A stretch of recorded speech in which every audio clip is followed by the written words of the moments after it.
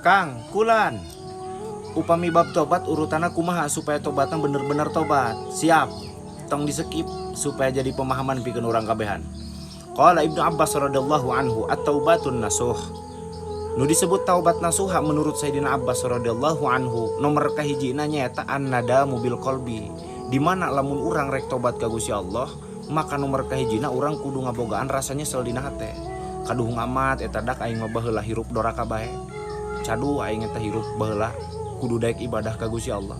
Nu dilakukeun teh kadoraka andi. Rasa nyesel dina hatena. Deh, dia madak entongkos aingnya, aing mah karasana mah kuari. Tah, rasa nyesel dina hate. Di mana lamun urang rek tobat ka Gusti Allah, maka hadirkeun rasa nyesel dina hate urang. Nomor kadua wal istighfaru bil lisan. Di mana lamun urang rek tobat ka Gusti Allah, maka urang dianjurkeun pikeun ngalobakeun maca istighfar. Astagfirullahaladzim. Nomor katilu wal iqla'u bil badan.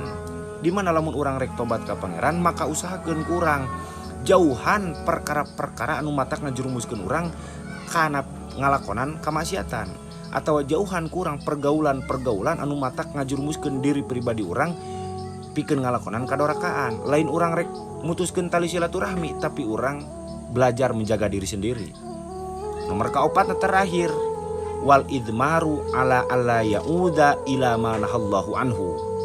Di mana lamun urang rek tobat ka Gusti Allah, maka tetegen dina hate yen urang moal daek ngalakonan perkara nu pernah urang dilakonan baheula.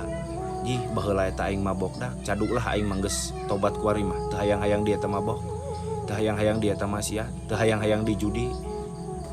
Bahkan ceuk hiji kaul nu disebut taubat nasuh eta, wakila taubatun nasuh alla yabqa ala amalihi asharun minal maksiati sirran wa jahran. Nu disebut taubat nasuha ceuk hiji kaul di mah nyaeta di mana seorang hamba geus rek tobat ka Gusti Allah, maka eta hamba teh bakal bisa ninggalkeun tapak lacak naon sagala perkara nu pernah dilakukeun ku manehna, khususna dina kamaksiatanana, khususna dina kadorakaanana. Nah, maksiatna mah dina tingkah teu katingalina, boh dina tingkah katingalina. Eta nu disebutkeun taubat nasuha. Mudah-mudahan manfaatna, wallahu alam bisawab.